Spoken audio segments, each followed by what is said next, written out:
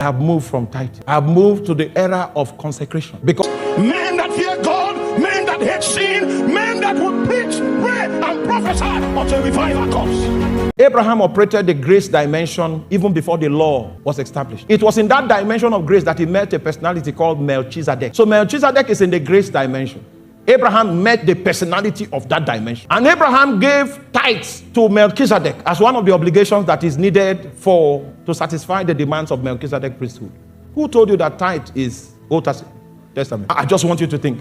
Who told you? A man from southern part of this country is a man that is confused. In fact, we need to pray for him. Needs prayer. It's in that system of the grace dimension that Melchizedek appeared and he interacted with him, fulfilling his obligations, the things that are due him according to that priest. He gave the tithes of all. And you will notice that Jacob was also before the law. You are not with me? How many of you have read the book of Genesis chapter 28? He downloaded giving God the 10th part by revelation, not because his grandfather told him. It was the same scope of grace that he encountered, and the obligations under that priesthood became clear to them.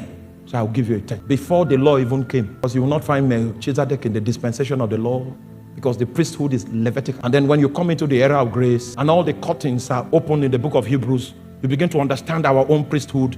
Then the imagery of Melchizedek comes again out of hiding, and all the obligations that are accrue to it, they apply. So I pay tithe, and my son will pay tithe, and my daughter, and their sons, and their daughters will pay tithe. The only thing about me is that I have moved from tithing. I have moved to the era of consecration. Because in the New Testament, Jesus paid your bride price by the value, by measures of his blood. Because of that, you are his property.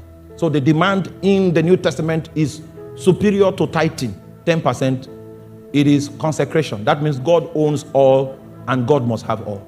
However, you will not enter into that level of consecration by accident. You will start with tithing first, 10%. Because the law was a schoolmaster to lead us to Christ.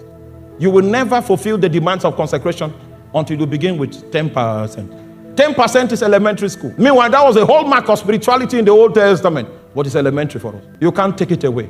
Because Jesus himself did not take it away.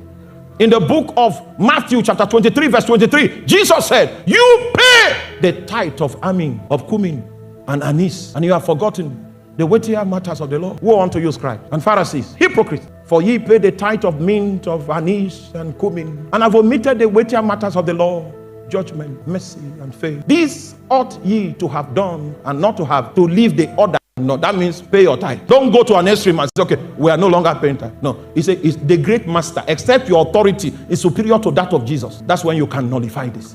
I don't know where strangers came from in the body of Christ that can see what Jesus said, and a mortal is still speaking. How I wish the days of glory will come back so that people will die on the pulpit as they are saying those kind of blasphemies.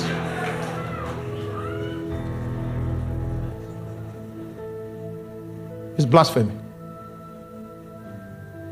Sorry, I'm called to do this. This is part of, I am called by Jesus to do this job. Don't do it with me.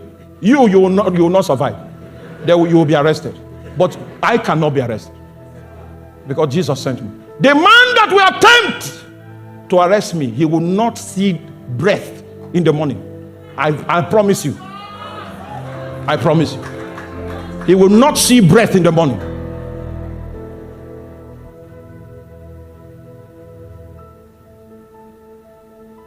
It's blasphemy.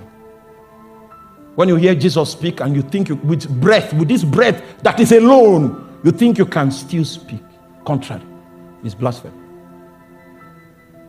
Tithing is a schoolmaster. It will prepare you for consecration. So I tithe till this day. And God is at liberty to demand from me much more than the 10%. But if he doesn't demand it, I'll tithe. I will tithe. What is in my storehouse belongs to God.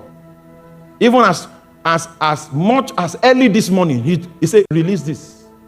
I couldn't sleep. So I said, why am I awake? I need rest so that I can preach. He didn't say anything.